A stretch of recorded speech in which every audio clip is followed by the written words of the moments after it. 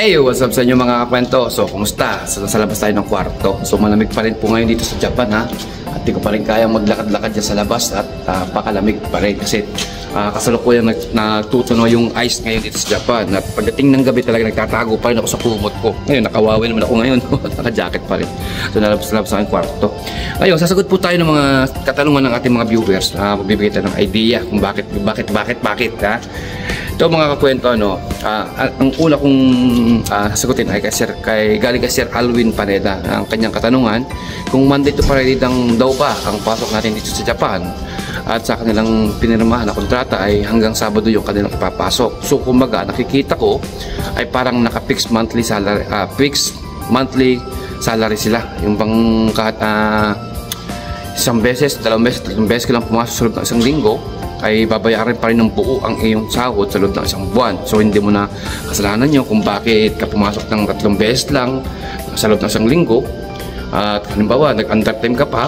So pabor na pabor sa atin yung pagiging pagkaganon, yung pagka-fix na monthly salary natin. Kapag ang pasok nyo lang isang beses, 2 beses, 3 beses sa loob ng isang linggo.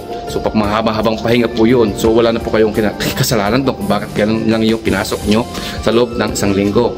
Ngayon, pag ang naka-fix monthly salary po ang pinirmahan ninyo, yun po yung mga advantage natin na makukuha sa ganyan, yung pag undertime ka, halimbawa pasok lang kayo ng 7 hours o 6 hours o 5 hours, buo pa rin yung monthly salary na makukuha niyo sa mga company ninyo.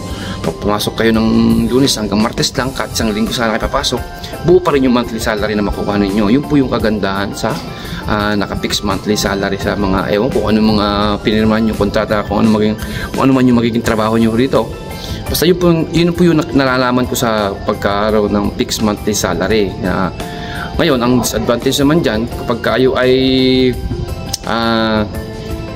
pumasok ng Lunes hanggang Sabado, tapos nag-OT kayo araw-araw, so yun po yung OT nyo, so hindi po na ibibilang o nakaseparate sa babayaran ng monthly salary. Kumbaga, kasama na rin po yun sa mga sa babayarang monthly salary na pinirmahan pinirmahan ninyong fixed monthly salary.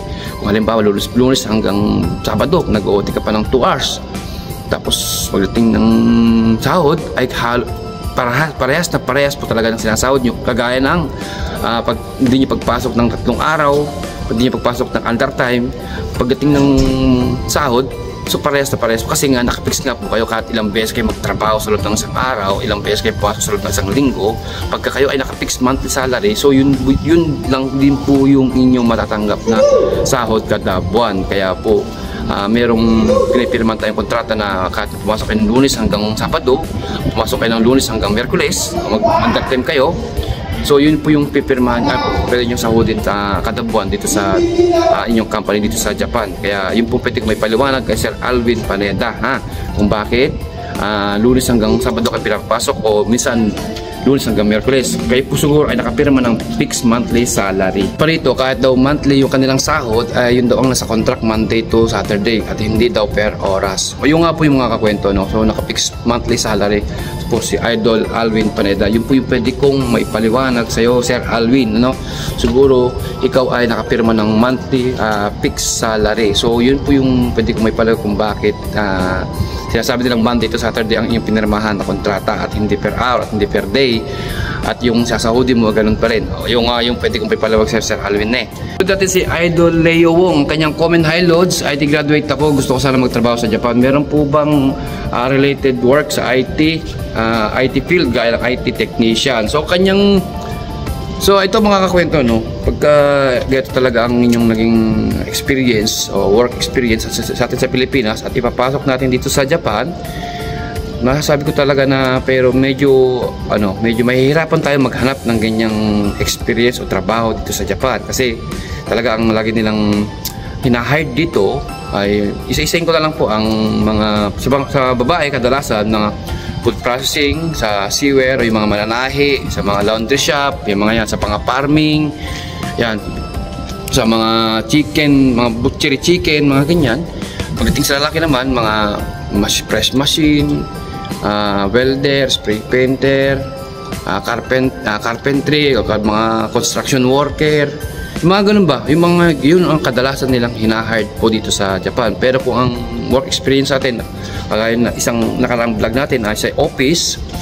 So talagang medyo mahihirapan po tayo maghanap ng ganon, ha? Pero kung meron man, talagang mabibilang din sa daliri natin yung mga agency na nag-hire ng mga ganyang experience ninyo, mga trabaho ninyo sa atin sa Pilipinas, kagaya ng IT technician, yung mga papers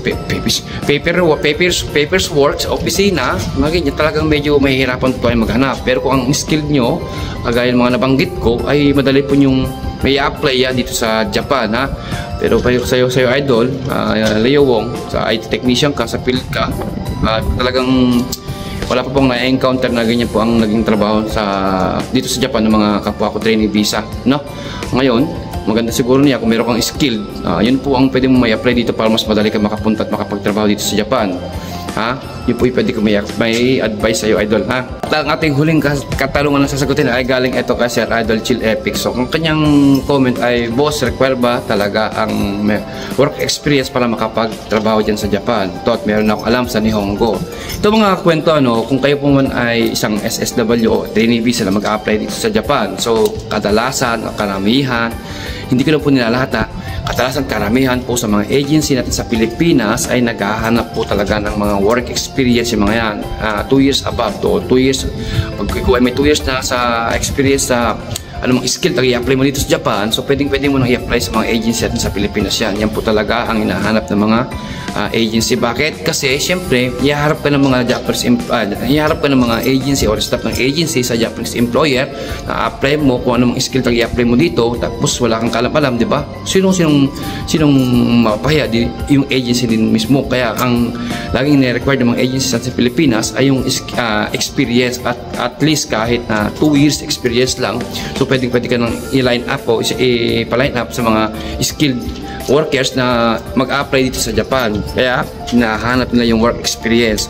Ngayon, kasi kung halimbawa na-select ka, tapos yung experience mo ay dinoktor mo lang, na kunyari ikaw ay isang ganyan, pagtingin mo dito wala ka palang kalamalan dahil gusto mo lang ma-select, so dinaya mo yung resume, so yung mapapahamak kayo din po. Kasi kung halimbawa yung in-apply yung trabaho sa Pilipinas, sa agency, pagdating nyo rito, yun din po kadalasan talaga ang nagiging trabaho ng mga trainee visa or SSW. Kung halimbawa construction worker din po magiging trabaho nyo. Kung kayo po ay isang farmers din po magiging trabaho nyo. Kung kayo po ay isang welder din po magiging trabaho nyo. Kung kayo po ay isang machinist din po talaga magiging trabaho nyo. Wala pong nabalitaan na isa siyang welder, pagdating dito ay naging farmers. Wala pong ganun. Kaya nire-required ng mga agency yung mga experience ng mga trainee visa o nag-a-apply, yung mga aplikanteng Pilipino na gustong tumungtong dito sa Japan. Kaya ako nila hinahanap yung work experience. Kasi syempre kahit sino naman, di ba, pag isinalang ka sa ganyang kategory tapos wala kang kaalam-alam, tapos na-select ka, pagdating mo rito, ikaw din po yung mapapahamak, ikaw din po yung mahihirapan talagang, ikaw din po yung magsasuffer ng iyong ginawa. Kaya hinahanap nila yung work experience. May mga agency naman po na siguro parang pinagtitraining nila ng 6 na buwan yung aplikante bago nila ipasalang o line up sa anumang skilled ng ina-apply nila, kagaya ng mga construction worker. Mayroon mga agency na nagpapapild sa mga ganyan para pagdating ng mga Japanese employer, meron din pong kaalam-alam yung aplikante. Yun po yung mga nalalaman ko ng mga agency na pag wala akong experience na nag-a-apply, ay ganun po yung ginagawa ng mga agency. Kumbaga, pinagtitraining po sila ng 6 na buwan hanggang 1 taon para pagdating, kagaya ng mga caregiver, yung mga walang experience, pinag-aaral po nila yan, pinag-take po nila ng 6 na buwan o hanggang 1 taon kalahati, parang ganon, bago nila po ipasahalang sa mga Japanese employer na papunta rin dito sa Japan yung kanilang mga aplikante. Yun po yung nalalaman ko. Kaya Sir Chill Epic, so kung kayo po ay may natatago naman po na skill dyan, mas maganda kasi mas may depend nyo, mas meron kayong kaalaman sa kung ano man yung magiging trabaho nyo dito sa Japan.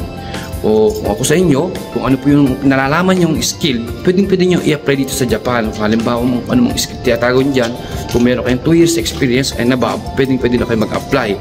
Yan po yung kagandahan sa mga talagang may alam o yung talagang alam nila yung magiging trabaho nila.